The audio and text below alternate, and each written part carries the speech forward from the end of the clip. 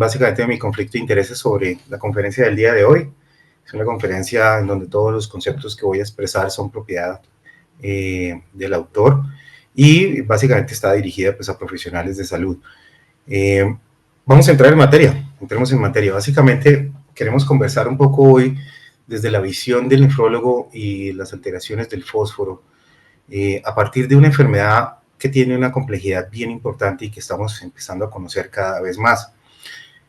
El raquitismo hipofosfatémico ligado al cromosoma X es una enfermedad que tiene dos características muy importantes. Es una enfermedad que es crónica, como muchas de las entidades que nosotros como nefrólogos manejamos, pero tiene otra particularidad y es que es muy rara.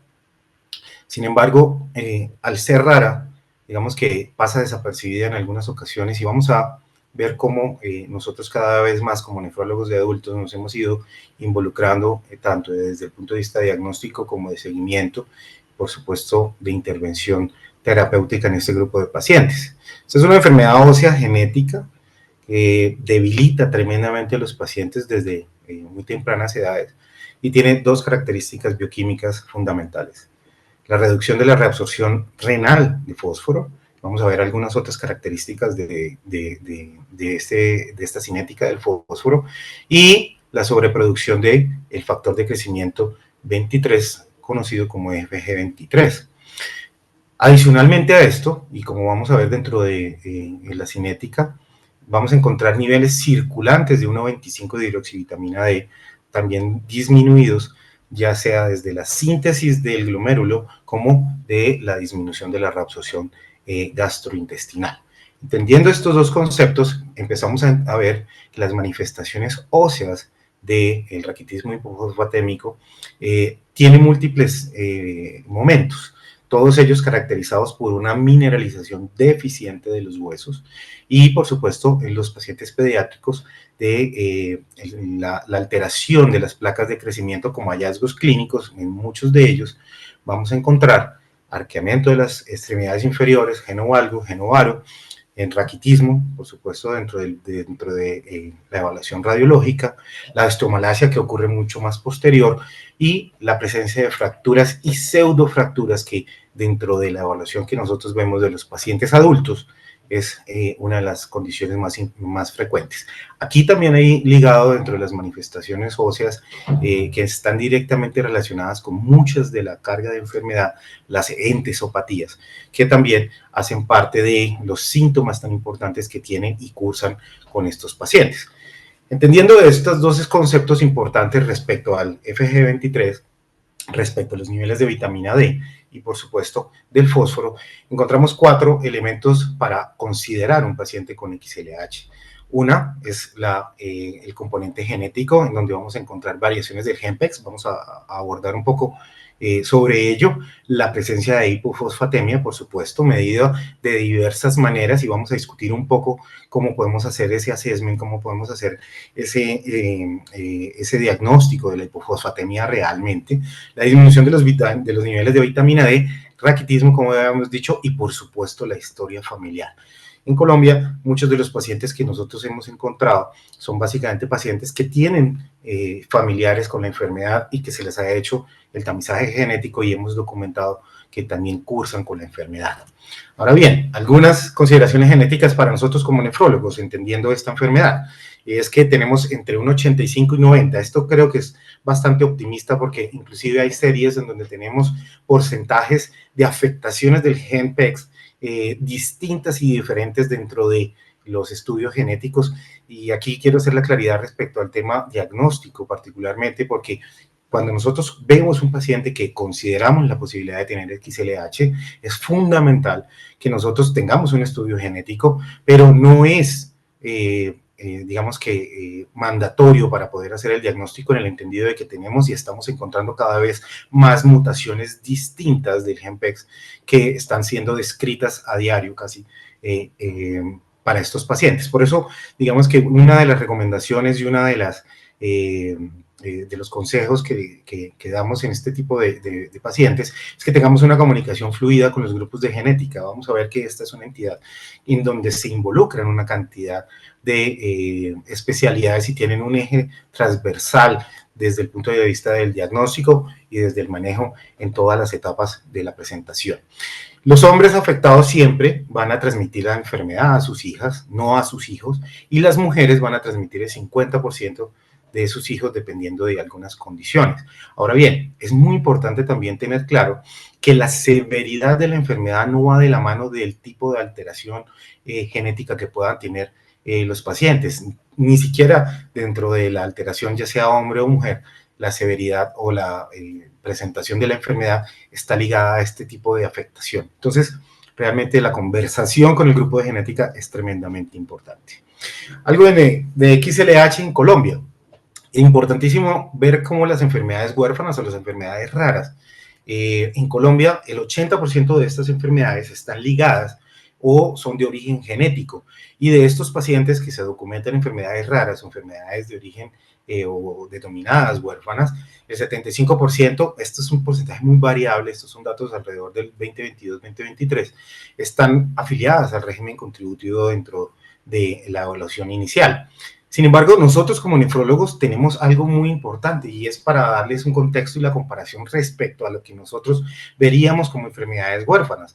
Generalmente en nuestros hospitales, en nuestras instituciones, vemos pacientes que nos solicitan valoraciones para darles intervención por otras causas, particularmente los grupos de neurología, en donde nosotros vemos cómo el 20% de estas enfermedades están categorizadas en muchas de las que vemos a diario. Está la esclerosis múltiple, está el Guillain-Barré, están las enfermedades de las neuronas motoras, que son enfermedades que muchas veces nosotros intervenimos con el uso de recambios plasmáticos. Es muchísimo más frecuente que podamos ver una enfermedad como esta que XLH. Sin embargo, como vamos a ver al final de la conferencia, realmente el tamizaje y la evaluación de estos pacientes transversalmente siempre estamos nosotros como nefrólogos. Esta es una diapositiva muy interesante porque es la media de diagnóstico de XLH según los grupos de edad. Este es un estudio multicéntrico bien interesante en donde nosotros vemos cómo desde los 18 años hasta los 50 años pueden pasar entre 2 y 9 años para poder realizar el diagnóstico de XLH. Y básicamente muchos de estos pacientes, a pesar de que no tenían manifestaciones floridas de la enfermedad, cursaban con una hipofosfatemia que tenía larga data y que tenía algunas alteraciones óseas, inclusive alteraciones odontológicas. Hay series de casos bien importantes en donde muchos pacientes con XLH se han diagnosticado única y exclusivamente por las manifestaciones odontológicas. Entonces, esta es una llamada de alerta para ver que muchos pacientes de los adultos que nosotros vemos con este tipo de alteraciones, vamos a documentar o podemos documentar la presencia de XLH. Dentro de las manifestaciones de la enfermedad en el adulto, por supuesto, el eje fundamental, la presentación de la hipofosfatemia, va ligado o está representado dentro de las manifestaciones óseas con la baja estatura, la presencia de osteoartritis, artrosis, entesopatías y la presencia de osteomalacia. ¿Cuánto de esto está ligado directamente al alto recambio óseo que tienen estos pacientes? Muchos de ellos han recibido algunos tratamientos, otros no han recibido tratamientos, y por supuesto la elevación persistente y el influjo persistente de la fosfatasa alcalina va a hacer que el 55% de los pacientes que nosotros veamos en la edad adulta puedan tener algún tipo de manifestación ósea como esta.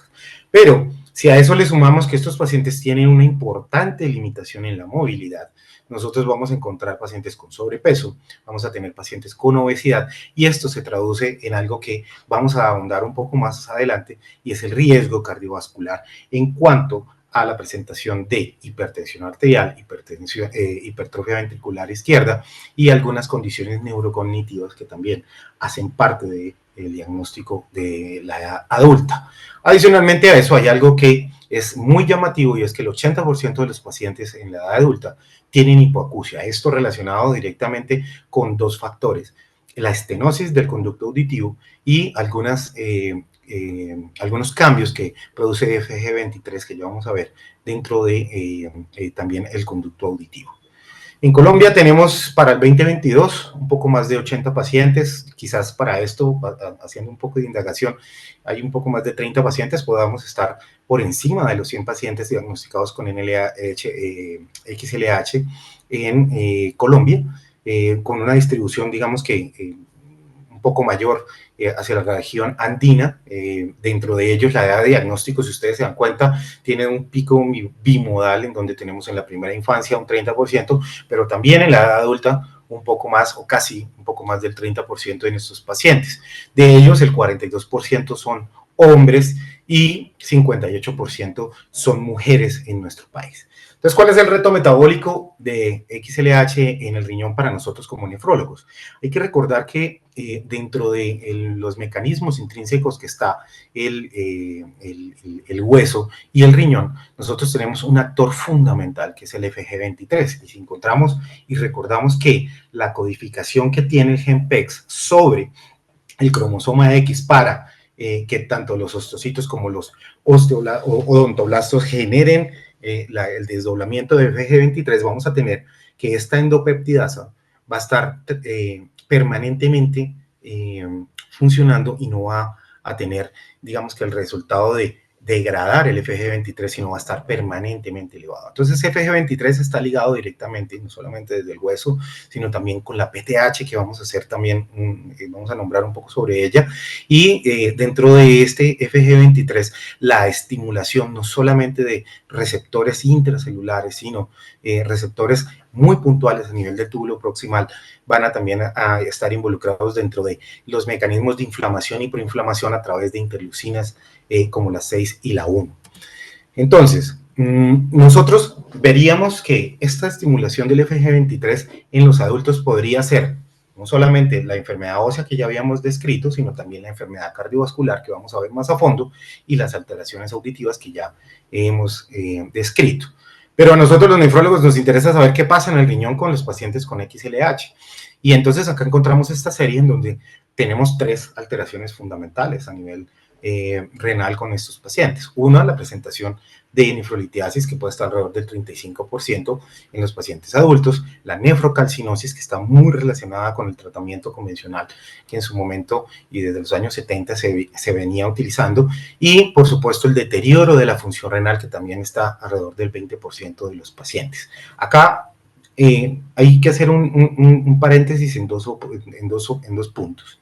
El primero es los pacientes que nosotros no sabíamos que tenía XLH y que vemos que tiene una hipofosfatemia, que consideramos la posibilidad de tener XLH y hacemos los estudios y encontramos que los pacientes pueden tener hipertensión, que pueden tener deterioro de la funcionalidad renal como parte de nuestra evaluación. Y otro escenario son los pacientes que vienen recibiendo tratamiento convencional en donde la presentación de nefrolitiasis, la presentación de nefrocalcinosis es una causa frecuente de derivación a los nefrólogos. Entonces, recapitulando un poco sobre el fósforo, que es, digamos que uno de los actores principales dentro de la enfermedad, vamos a mirar un poco sobre la magnitud de las acciones orgánicas del fósforo. ¿Por qué razón? Porque el fósforo dentro de nuestro cuerpo está en el 85% y como todos lo sabemos, como constituyente de la hidroxiapatita. Sin embargo, hay una condición muy interesante dentro de la evolución del ser humano y es que a pesar de que tenemos una gran cantidad de fósforo en nuestro cuerpo, en la evolución, es decir, cuando salimos del mar, el fósforo no hace parte de esa composición de solutos en la evolución del ser humano. Muy probablemente dentro de la evolución posteriormente este mecanismo del fósforo se hace presente en los mamíferos. Sin embargo, hay 2 puntos fundamentales para entender que en los mamíferos el fósforo se asocia no solamente a estos mecanismos óseos, sino también se asocia a la esperanza de vida de los pacientes, que cada uno de nosotros lo hemos visto en nuestros centros de cuidado renal, en la evaluación de la hiperfosfatemia, vemos cómo estos pacientes que cursan con hiperfosfatemia tienen mayor rigidez vascular, una gran cantidad de eventos cardiovasculares y lo conocemos y sabemos que los pacientes tienen menos sobrevida, pero también la hipofosfatemia, como vamos a verlo, interviene dentro de la esperanza de vida de los pacientes y algo adicional y no menor, y es que el fósforo acelera el envejecimiento en los pacientes a todo nivel. No en vano, por eso dentro de la gráfica que tienen ustedes a la derecha está involucrado en una gran cantidad de procesos a nivel intracelular, como les digo, y extracelular. El transporte del fósforo corporal, digamos que tiene un mecanismo muy fino en cuanto a la ingesta de fósforo y a la pérdida de fósforo en nuestro cuerpo, casi que es, digamos que muy cercana a cero. Sin embargo, nosotros debemos entender que una vez que consumimos 1.200 miligramos, un paciente de 70 kilos, que consuma 1.200 miligramos de fósforo al día, vamos a perder de entrada un poco, casi la mitad de ellos a través de las heces, y vamos a tener un mecanismo en donde vamos a llevar un tercio de esto a la formación de hueso, un tercio adicional va a hacer un intercambio dentro del intestino, y miren cómo entonces el riñón ingresa dentro de este círculo a través de una filtración que puede ser muy grande, de más o menos unos 6.000 miligramos al día, pero que tiene una reabsorción también muy grande, alrededor de los 5.350 miligramos al día, para obtener un nivel de fósforo entre 2.8 y 4.5 miligramos. Y esto es importante porque cuando nosotros vemos en esta gráfica que tiene una cantidad de información, pero que me interesa que la veamos en la parte inferior, sobre cómo estos mecanismos del fósforo están intrínsecamente relacionados dependiendo del sitio en el cual actúen sobre el riñón. Y aquí quiero llamarles la atención un poco sobre dos receptores importantes, que son el receptor sodio-fósforo y los receptores intracelulares de sodio, que también están involucrados dentro del mecanismo de homeostasis del fósforo. Estos receptores son tremendamente importantes porque, como vamos a ver dentro del estímulo de FGF23, hacen parte también importante de las manifestaciones clínicas, pero también son los que perpetúan la hipofosfatemia en este grupo de pacientes. Históricamente, el fósforo, dentro de nuestra evaluación como nefrólogos, había sido el resultado de un proceso celular. Sin embargo, cada vez más tenemos información sobre cómo el fósforo es un primer mensajero celular. Es un primer mensajero celular porque básicamente cuando nosotros vemos cómo actúa a nivel de el receptor, no solamente renal, intestinal, muscular, vemos cómo el fósforo también es capaz de, una vez llega a la membrana celular, unirse al receptor FGFR1 y con esto llevar señalizaciones para que los receptores de sodio-fósforo puedan salir a la superficie, pero no solamente salir, sino que se activen. ¿Por qué razón? Porque podemos tener en las células una gran cantidad de receptores de sodio-fósforo, pero de eso no depende que funcionen, dependen que estén activados, y vamos a ver cómo FG23 ingresa dentro de este ciclo.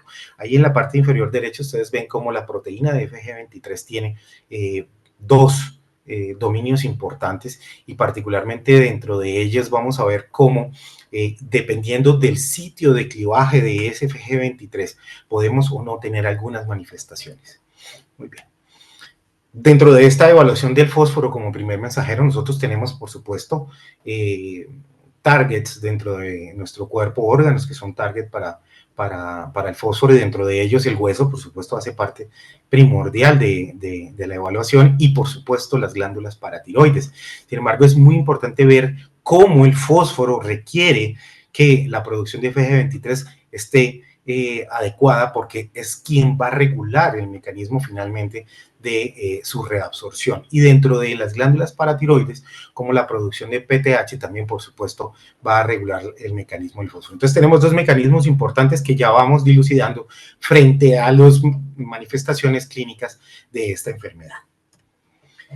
Entonces, como hablábamos un poco sobre el fósforo, vamos a ver que a unos niveles normales de fósforo, la unión del fósforo con el FGFR1 dentro de los osteocitos requiere que el PEX sea capaz de estimular la producción de FG23 intacto, que es quien finalmente va a estar en el músculo estriado y va a ir a esta zona que para nosotros como nefrólogos es bien importante, y es el túbulo contorneado proximal.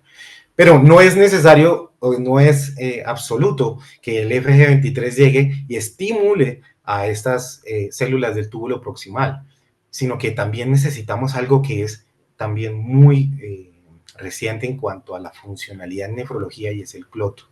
El cloto es fundamental para que los receptores SLG34A1 sean capaces de frenar el ingreso total del FG23, y a partir de eso ese estímulo dentro de estas células comienza la producción de 1,25 hidroxivitamina D a nivel renal. Una vez que la persistencia del estímulo de FG23 se mantiene, estos receptores se interiorizan y disminuye la producción de 1,25 hidroxivitamina D, produciendo inclusive otras formas de vitamina D que no son activas a nivel óseo. Entonces el fósforo, FG23, ¿cómo podemos activar todo este tema dentro de la nefrología? FG23 y binomio de FG23 y cloto actúa no solamente a nivel renal, como les muestro en esta diapositiva, sino que también está dentro del hueso, el intestino, hígado y el tejido adiposito. ¿Por qué? Porque básicamente es una subfamilia de una gran cantidad de péptidos, no solamente FG23 está ahí, sino está FG21, hay varios que intervienen dentro de múltiples procesos a nivel renal, pero particularmente en XLH hablamos de FG23 cloto como una de las estrategias o uno de los targets más importantes dentro del manejo de la entidad. Ahora bien, FG23 conocemos que es producido por los osteocitos, los osteoblastos, regula la homeostasis del fósforo dentro del riñón, y esta unión del receptor de FG23 y cloto es quien ejerce en últimas el efecto de pérdida de fósforo a nivel renal. Y es por eso que cuando unimos FG23 e hipofosfatemia, nosotros tenemos que entender que existen distintos mecanismos a través de los cuales podemos perder fósforo dependiendo de FG23. Entonces, nosotros tenemos en hueso una sobreproducción o una pobre degradación de ambos, y en este caso es bien importante que nosotros veamos que está XLH y como diagnóstico diferencial también la presentación de lo que llamamos osteomalacia inducida por tumor, que hace parte también de esta evaluación tanto de FG23 junto con hipofosfatemia.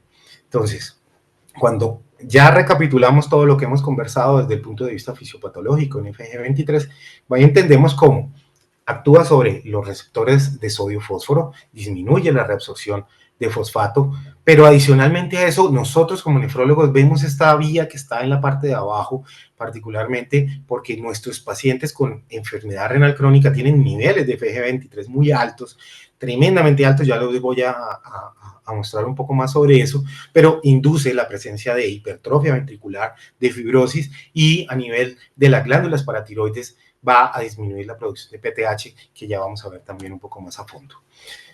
Para finalizar un poco este tema de FG23, algo bien interesante sobre cómo dentro del riñón no solamente hablamos del túbulo contorneado proximal, sino que cada vez más sabemos cómo es la presentación dentro del mismo túbulo.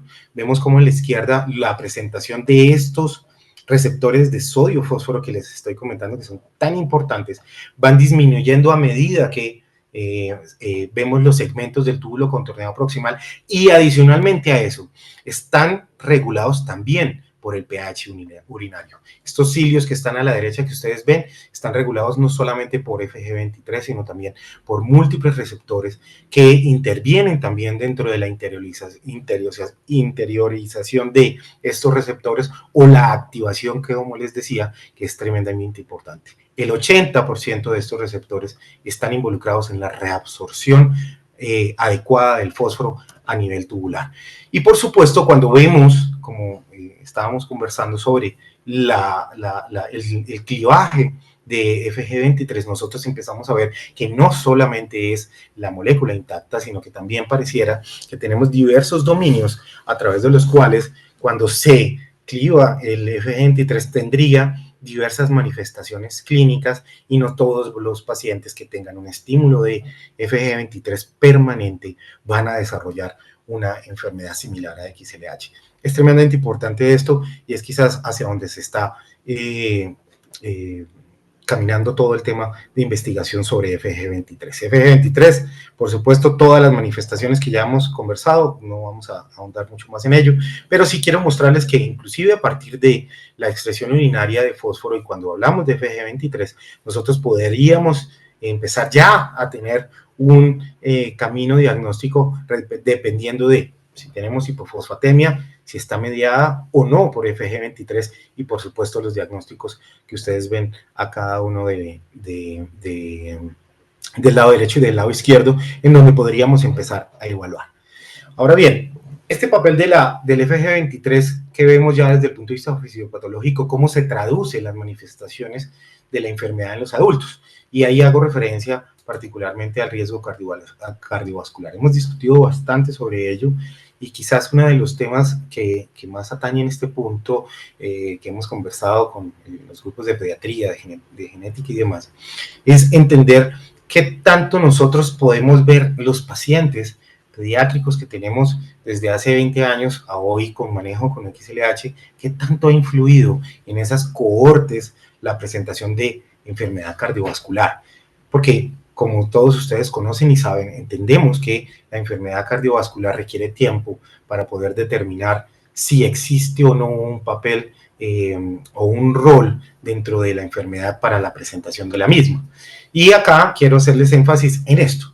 Estos son los niveles de FG23 dependiendo de algunas enfermedades. Si ustedes ven, digamos, esto es medido en racks unidades. Si ustedes ven de 0 a 500, nosotros tenemos una presentación normal. Y miren cómo los pacientes con XLH, o los pacientes inclusive con osteomalacia inducida por tumor, tienen unos niveles intermedios de FG23. Y probablemente esto esté relacionado con la presentación de grupos que tienen mayor riesgo cardiovascular y otros grupos que no. Si ustedes ven lo que nosotros vemos a diario, que es la enfermedad renal crónica, tenemos niveles tremendamente elevados desde enfermedades de estadios más tempranos hasta estadios mucho más avanzados. Y ahí es donde tengo que hacer el llamado de entender por qué FG23 hace parte del riesgo cardiovascular. Este es un estudio bien interesante en cómo vemos el FG23 está involucrado no solamente en la presentación, en la activación de estos canales de sodio-fósforo, sino también es capaz de estimular canales de sodio que estimulan la retención hídrica, el incremento de sodio dentro de nuestro cuerpo, esto es particularmente en pacientes que tienen enfermedad renal crónica, y incrementan el riesgo de tener mayor aldosterona, mayor posibilidad de tener hipertensión, mayor incremento de volumen circulante. Entonces, probablemente nosotros tenemos que evaluar en un punto dado de la enfermedad qué tanto nuestros pacientes tienen niveles de FG23 para poder considerar que estas presentaciones o estas alteraciones, como lo que les muestro en este gráfico, induce la hipertrofia ventricular izquierda, pero inclusive dentro de la presentación de la hipertrofia ventricular izquierda, este grupo de pacientes no tienen correlación con los niveles que evaluamos de FG23, inclusive en las poblaciones pediátricas. Este es un trabajo bien interesante, también publicado hace un par de años, sobre cómo el riesgo cardiovascular en los pacientes pediátricos con XLH, directamente ligados a los niveles de FG23 y la presentación de hipertrofia ventricular izquierda, no tenía una correlación muy clara sobre este grupo de pacientes.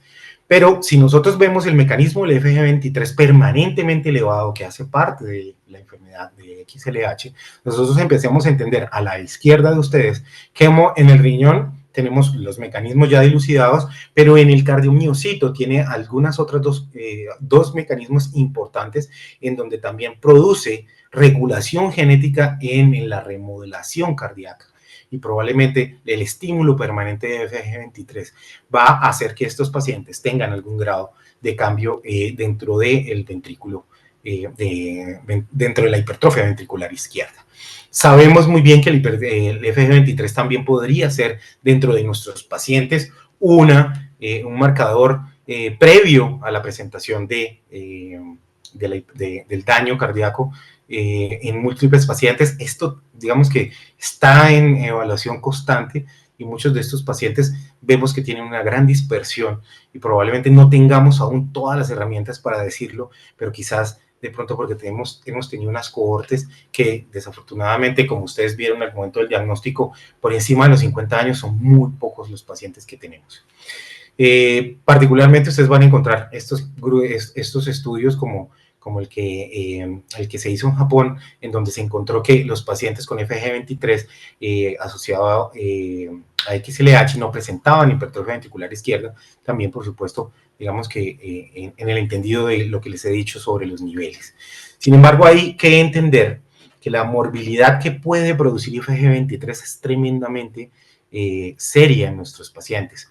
todos los mecanismos intrínsecos ligados a cloto, todos los mecanismos intrínsecos ligados a la pérdida progresiva de fósforo. Este es un gráfico bien interesante. En verde están todas las, digamos, todas las acciones ligadas directamente a la sobreexpresión de FG23 y cómo en rojo muchas de las otras acciones que están ahí están, digamos que, bloqueadas por la elevación permanente, va a traducirse directamente en múltiples órganos. Y en los pacientes con XLH, muy probablemente esta elevación permanente de FG23 va a generar un estímulo ya no solamente en los receptores de sodio-fósforo, sino también en otros receptores a nivel ya puramente renal, que son estos receptores que son TRPV5, que son unos receptores que son de canales de calcio, que se encargan de incrementar en los pacientes la reabsorción de calcio, pero que digamos que se ven esos niveles a otro nivel, a otro espacio patológico, y este es particularmente en las arterias y su calcificación. Entonces, como vemos, FG23 ligado a cloto, FG23 está involucrado en una gran cantidad de eventos a nivel de la evaluación nefrológica. Por supuesto, si nosotros hacemos una compilación de lo que hemos conversado hasta ahora, vamos a darnos cuenta que FG23 requiere APEX para poder controlar y codificar la endopeptidasa, pero adicionalmente a eso, el desdoblamiento, el clivaje de FG23 va a tener distintas manifestaciones dependiendo de el nivel que tenga, el estímulo y el clivaje que haya percibido, y esto sumado a la hipofosfatemia, pues va a tener distintos estímulos dependiendo de dónde se encuentre.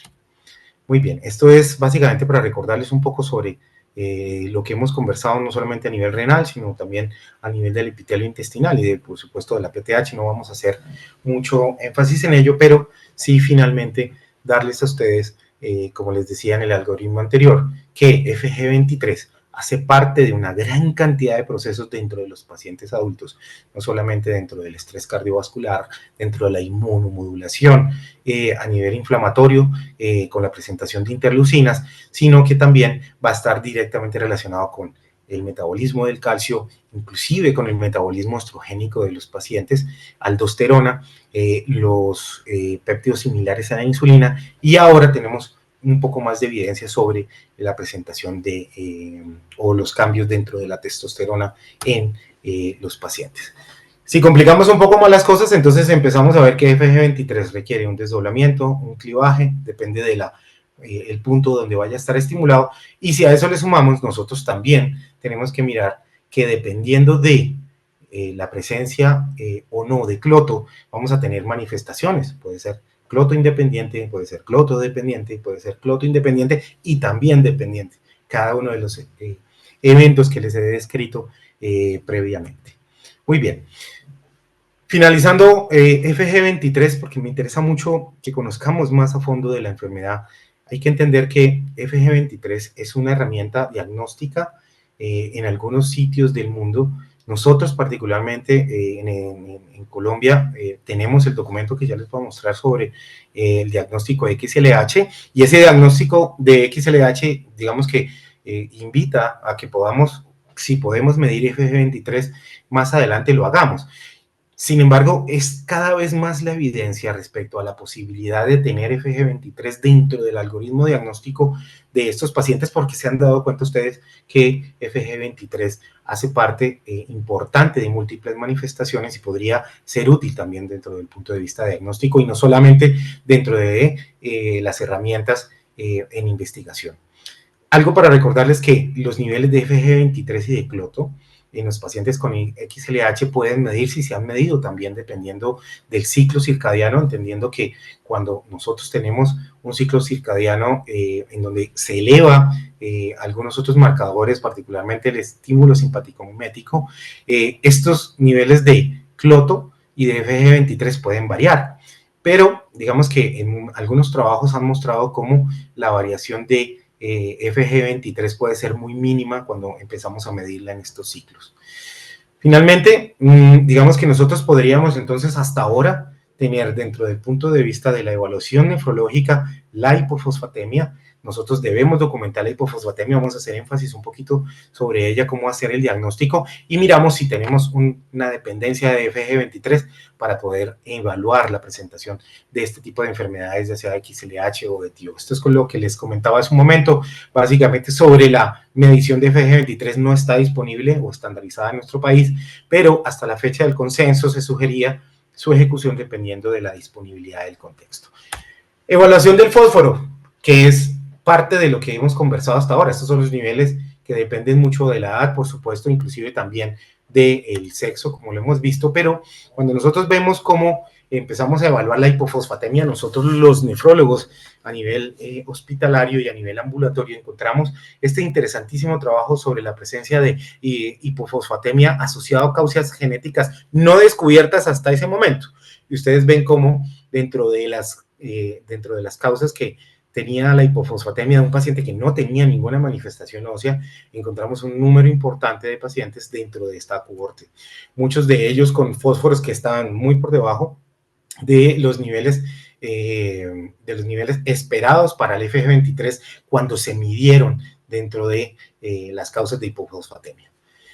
Hay algunos algoritmos en donde, este es un algoritmo bien extraño, publicado ya hace un poco más de 10 años, en donde, digamos, utilizaban una medición del fósforo a partir de algo que se llama la fracción excretada de fósforo, mayor de 5%, menor de 5%, realmente es una forma de evaluar el fósforo, pero yo, digamos que les recomendaría, dependiendo de dos factores importantes, la evaluación del mismo. Nosotros tendríamos que estar ligados al fósforo, a algo que llamamos la filtrado glomerular y también a la PTH. Existen algoritmos que ustedes pueden evaluar y pueden encontrar en múltiples publicaciones sobre la idea de cómo evaluar el fósforo en nuestros pacientes adultos. Pero esta particularmente es más utilizada porque hace parte de las herramientas que vimos al inicio de XLH, y es que cuando nosotros hablamos de hipofosfatemia, pues primero tenemos que saber que la hipofosfatemia es crónica. Claramente nosotros sabemos que cuando tenemos un paciente con hipofosfatemia de manera aguda o subaguda, las manifestaciones clínicas de ellos van de la mano de las manifestaciones musculares, pero en un paciente con hipofosfatemia crónica, las manifestaciones van a ser preponderantemente óseas. Entonces nosotros tenemos la hipofosfatemia crónica y tenemos la posibilidad de evaluar la tasa de reabsorción máxima de fósforo asociado a el filtrado glomerular del paciente. Y esto particularmente es una fórmula que a finales de los 60 creó un holandés, Olaf, que básicamente estaba dirigida inicialmente a evaluar la hipercalcemia secundaria al hiperparatiroidismo, pero que luego empezó y llegó a reemplazar, digamos que índices que existían previamente sobre el fósforo, como el índice de excreción de fósforo, que tenía muchas limitaciones. Al tener tantas limitaciones, digamos que este nomograma comenzó a hacerse mucho más útil. Ya voy a contarles un poco más sobre esto. ¿Por qué? Porque básicamente cuando nosotros hablamos de la correlación del fósforo con la tasa del filtrado glomerular, hay que entender que esta fórmula está dirigida a ver la correlación lineal de la masa del fósforo con el volumen filtrado. En ese entendido, como nefrólogos, vemos cómo las nefronas empiezan a funcionar con esta fórmula una vez que están a su capacidad máxima. Es por eso que en los pacientes adultos nosotros tenemos que empezar a tener ciertas precauciones para utilizar este tipo de fórmulas, porque la pérdida de nefronas puede afectar esta medición.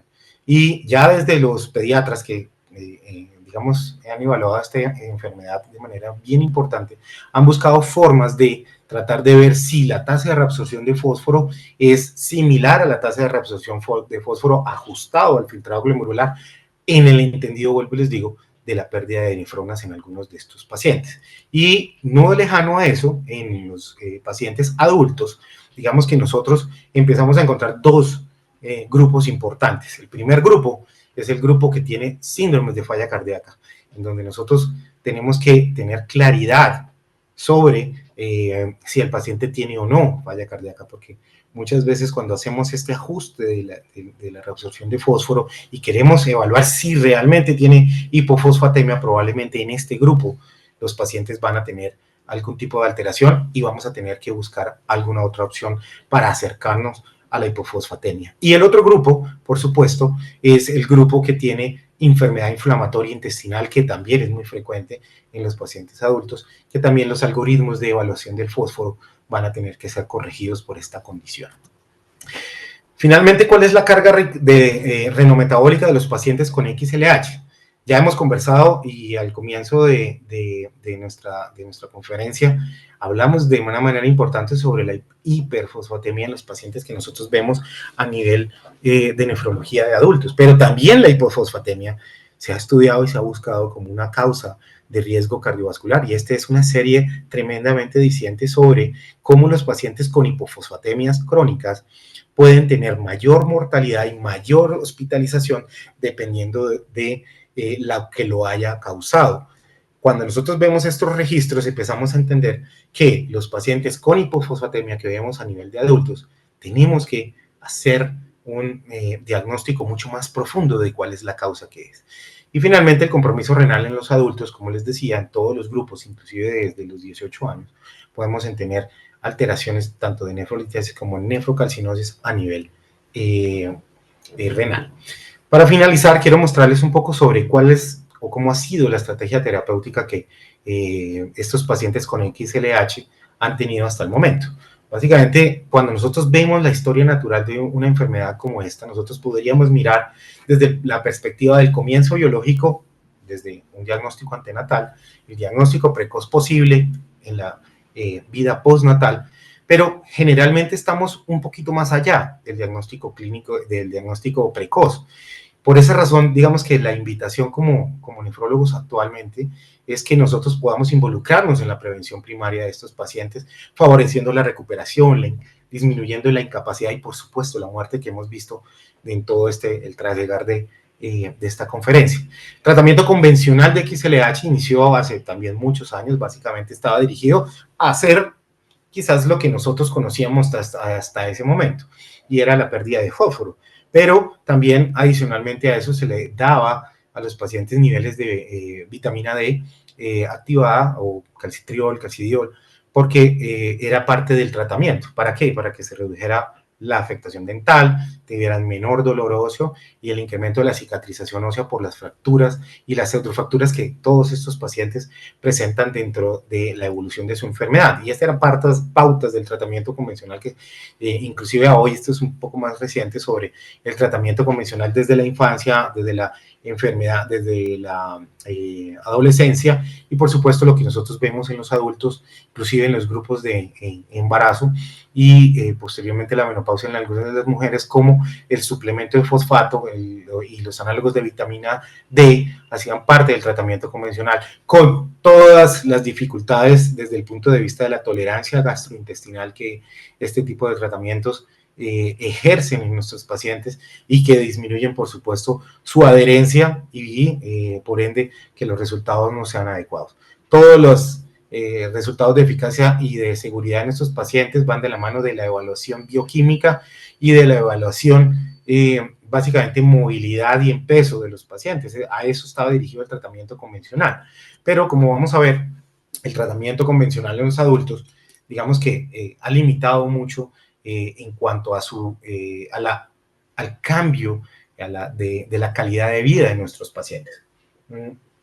Dentro de las recomendaciones del consenso que les decía hace un momento, nosotros encontramos que el consenso colombiano da que no hay suficiente evidencia para el uso convencional del tratamiento en los adultos, pero podría considerarse en los pacientes que son sintomáticos o con alteraciones bioquímicas.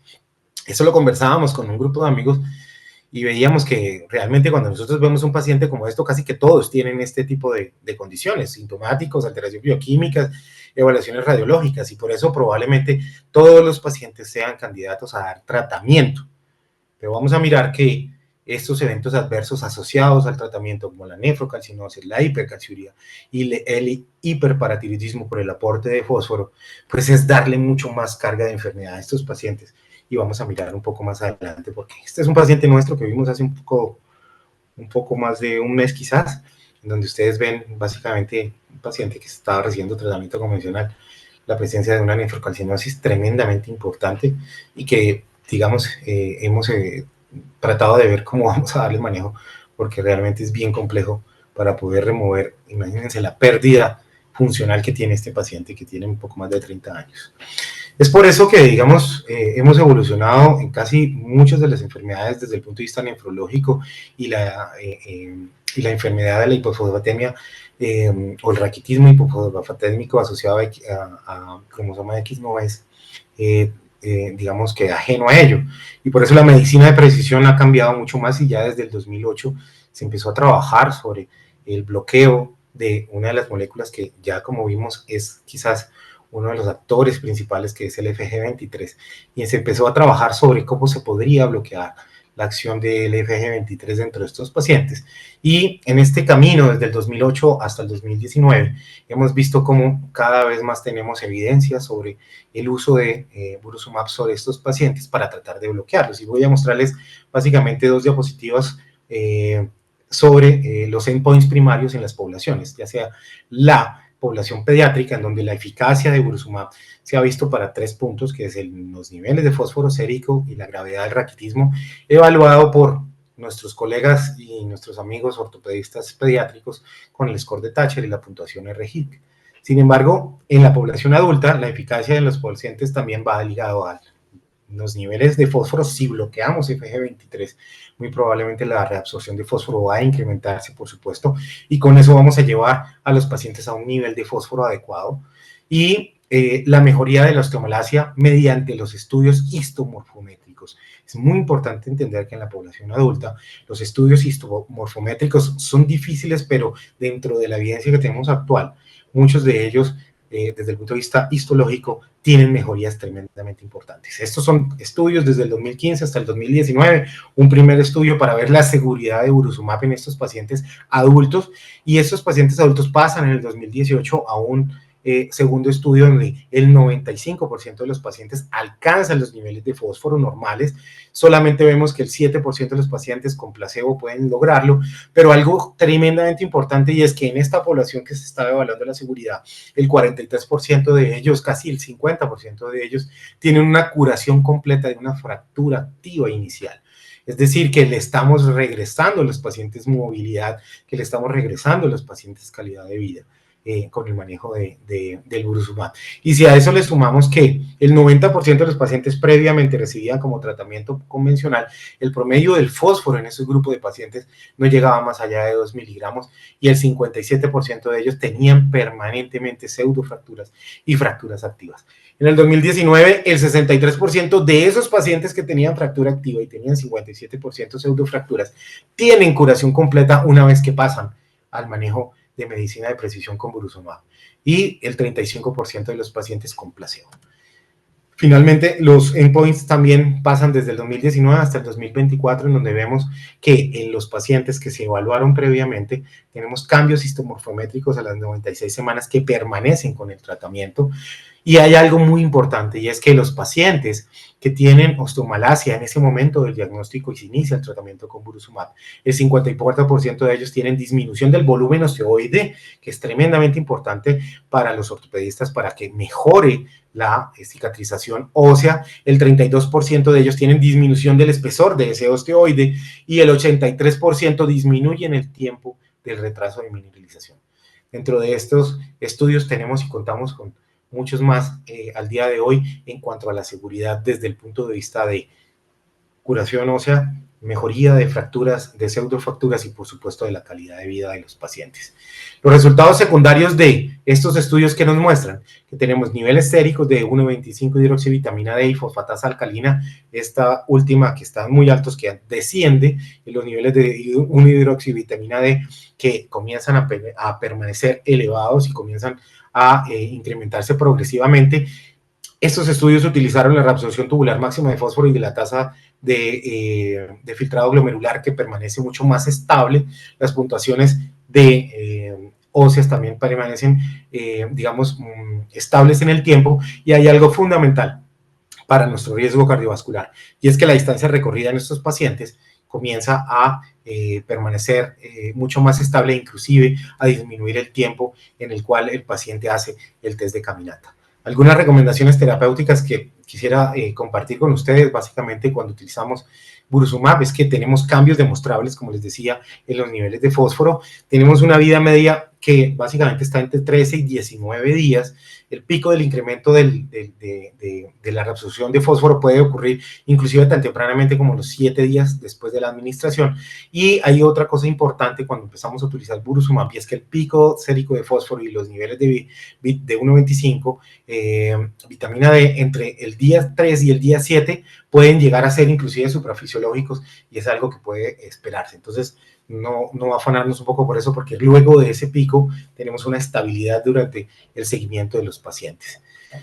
Algo de información de seguridad de Buruzumab: es un medicamento que, digamos, que se ha utilizado, como les mostraba, en muchos de nuestros pacientes en Colombia. Realmente la tolerancia al medicamento es, digamos, que bastante buena, más allá de las reacciones locales cuando se utiliza. No hemos tenido, por lo menos el paciente que nosotros tenemos en tratamiento, no hemos tenido ningún evento hasta ahora secundario, y particularmente, digamos, es muy bien tolerado. Creo que con esto finalizo, Johan, y estoy atento a básicamente todas las preguntas que podamos tener, porque estamos como sobre el tiempo. Esto es solamente para dejarles a ustedes un poco sobre qué es lo que nosotros hacemos en XLH como adultos: evaluar la hipertensión, evaluar todo lo que ya hemos conversado, por supuesto el hiperparatiroidismo, y algo tremendamente importante, y es la calidad de vida en nuestros pacientes. Estoy atento a sus preguntas, cualquier inquietud que puedan dar, estoy atento a ellas. Básicamente esto los dejo como mensajes en XLH para finalizar con ustedes. Muchas gracias. Muchas gracias, doctor. Si hay personas que estén en la conferencia que quieran hacer preguntas, las pueden hacer mediante el chat, por favor.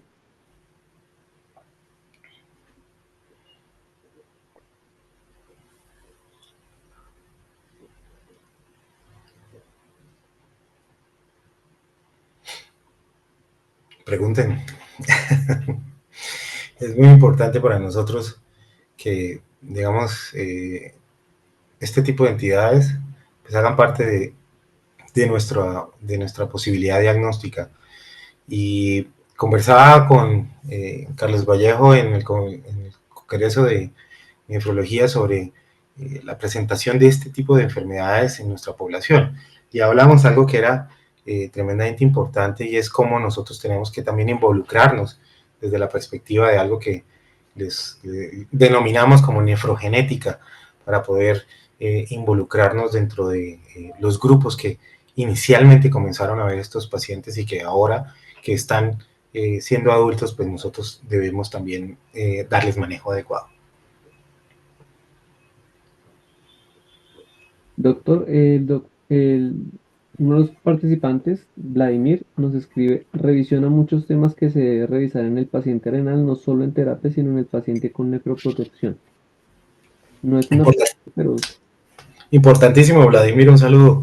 Claro que sí, estos pacientes, muchos de los pacientes que vemos en nuestra consulta de nefrología, y vuelvo les digo, y por eso hicimos tanto énfasis en el tema de la hipofosfatemia, nosotros como nefrólogos tenemos que ser protagonistas dentro de la evaluación de estos pacientes. Es tremendamente importante entender cómo el fósforo hace parte de nuestro diario vivir, no solamente en la hiperfosfatemia, por eso hago tanto énfasis en ello, sino en el diagnóstico posterior de la hipofosfatemia en todos los grupos clínicos que podamos ver. Y la invitación es a que en sus instituciones, en los hospitales, en la consulta y demás, pues empecemos a involucrarnos en ello, y podamos darles mucho más herramientas a partir del conocimiento de este tipo de entidades nosológicas, que son tan complejas y que apenas estamos empezando a entender y a evaluar.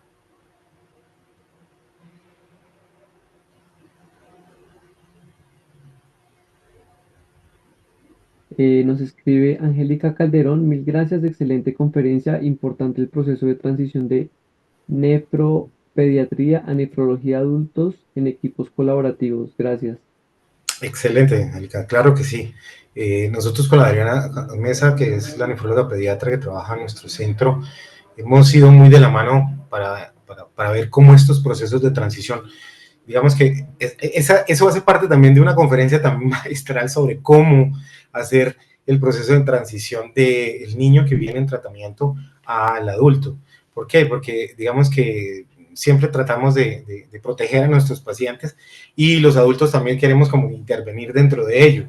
Entonces es todo un arte y creo que hace unos meses también tuvimos una conferencia bien interesante sobre cómo hacer esas herramientas, cómo involucrar a los grupos de rehabilitación de estos pacientes, al grupo de odontología, al grupo de ortopedia, los grupos de fisioterapia, en cuanto a que la evolución de los niños hacia la edad adulta requiere que nosotros conozcamos todas estas herramientas desde el punto de vista terapéutico, sin que tengamos ningún tipo de vanidad sobre ello, ¿no? O sea, creo yo que aquí finalmente el objetivo es que el paciente continúe en un tratamiento y probablemente si nosotros lo hacemos de la mejor manera, pues los resultados clínicos que les decía al comienzo, que no tenemos muchos pacientes viejitos, por así decirlo, con XLH, pues podamos tenerlo y entender mucho más este tipo de enfermedad.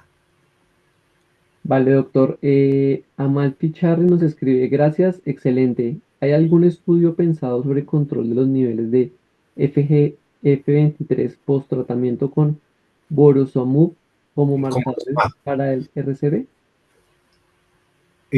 sí, digamos que hay un tema y es que en los estudios iniciales el uso de Buruzumab, digamos que no afectaba directamente los niveles séricos de FG23. Y hay que entenderlo de esta manera, doctora Murphy, porque cuando nosotros vemos los primeros estudios sobre la medición de FG23, teníamos algunas dificultades para saber cómo medirlo bien, ¿sí? Cada vez más entonces encontramos recomendaciones sobre cuál debe ser la mejor manera de medir FE23.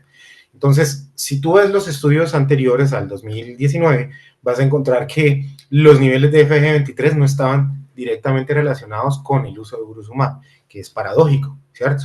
Pero ya entendimos un poco también cómo es que opera esa molécula de FG23 dentro de la fisiopatología de la enfermedad.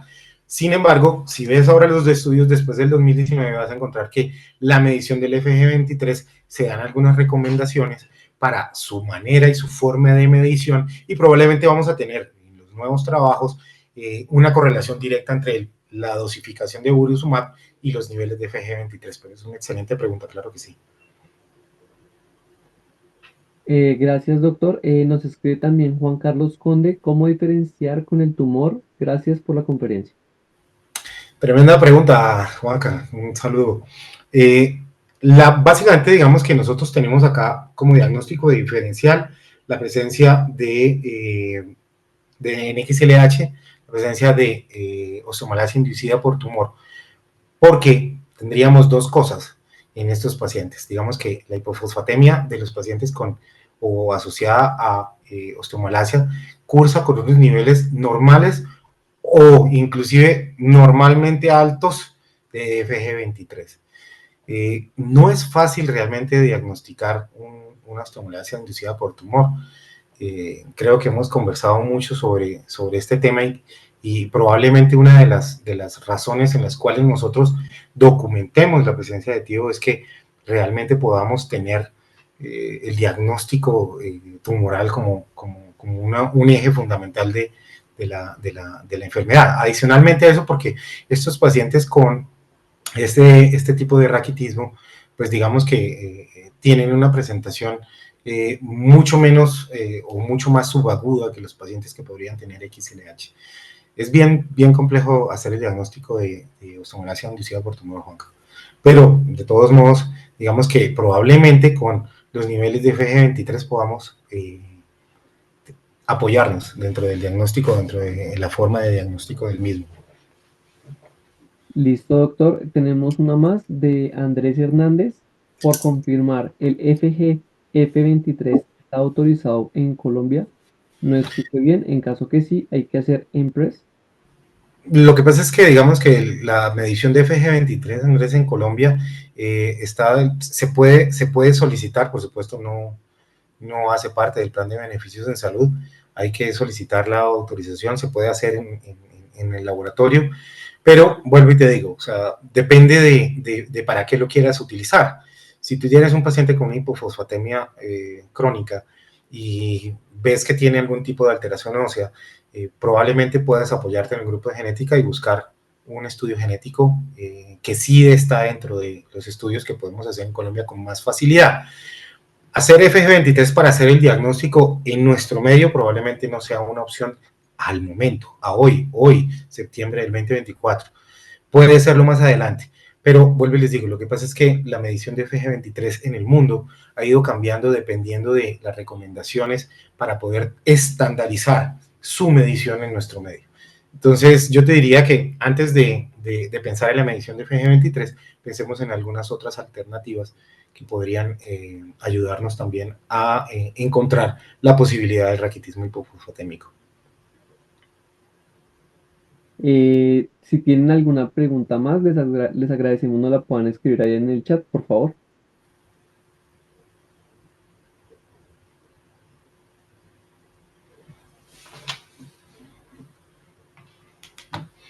Por lo pronto le envío un saludo de feliz cumpleaños a nuestro gran amigo Juan Diego Montejo y a Loperita, que también está cumpliendo años el día de hoy.